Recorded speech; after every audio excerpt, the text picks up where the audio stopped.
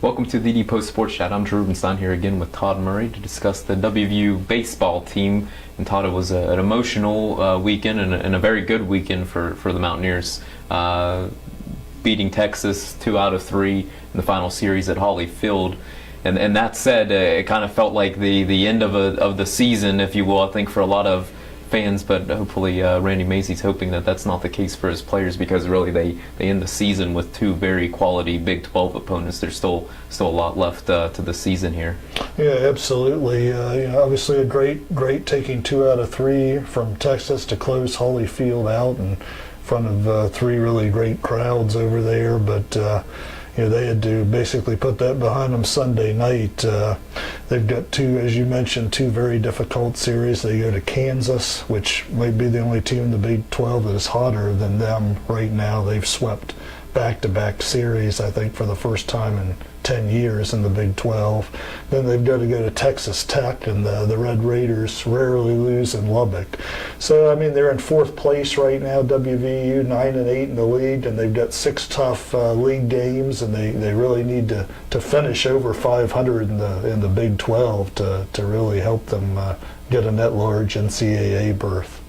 We'll come back and reminisce a little bit about that last weekend at Hawley Field and kind of your takeaways, but first, just moving forward and what you just mentioned there, how do you think West Virginia is going to be able to handle just coming off of that emotional high? Now they're going to be back on the road, whereas they had that nice homestand where they were sleeping in their own beds in Morgantown. But how do you think they're going to handle that? Because they still have work to do to secure their spot in the NCAA tournament field. Yeah, I think they'll handle it well. I mean, they spent most of the first half of this, almost all the first half of the season on the road, so they're used to that.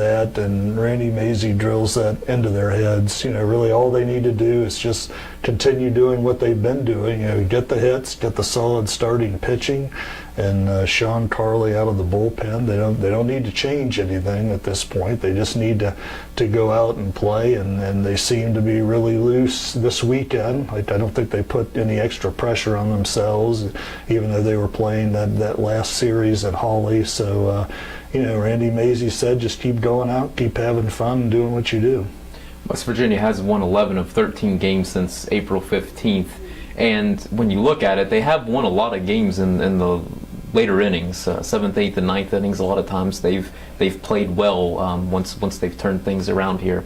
What does that say about this team, and what kind of sticks out in your mind when you kind of take a step back and evaluate how they've been able to pull out so many close games? Yeah, well, they've been getting more extra base hits, and that certainly helps. When they were striking a little bit earlier, it was mainly all singles. Of course, in the one game that they lost against Texas, they out-hit the Longhorns 11-6. So those 11 hits were all singles, and they couldn't get the key hit in the right situation, and that had kind of haunted them earlier. But they bounced back Sunday and hit a big home run by Taylor Munden and a bunch of other extra base hits, to wrap up that series.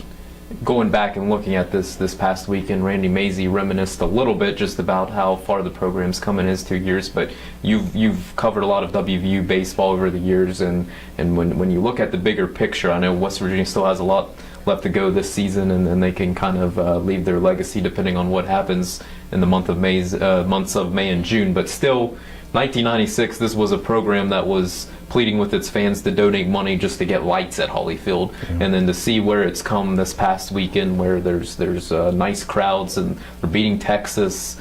Is it hard to imagine WVU getting to where it is, and how has this happened? Yeah, I mean, you never dreamed of the Texas Longhorns actually coming to Morgantown. A lot of people made jokes for years about that, and it really did happen last weekend. And what stood out about the crowd, which was over 5,000 combined for the 3 days, is that there were very, very few students there. Most of the students had finished their finals and left town.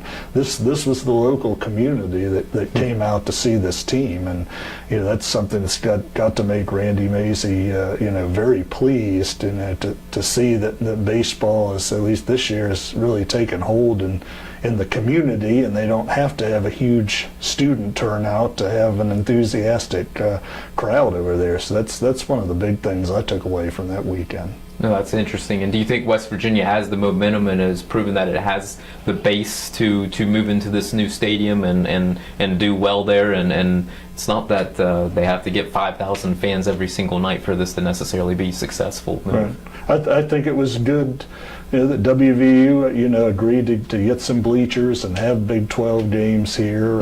I thought personally they should have done it last year as well, but Sure. to introduce the Big 12 to the public here, and I think they've kind of seen that this is a high level of college baseball, and I think with the draw of the new stadium, I would expect to see some very good crowds there next year. Yeah, I agree. Todd, appreciate your time once again. Please continue to check thedpost.com for the latest on the Mountaineers. Thanks for watching again.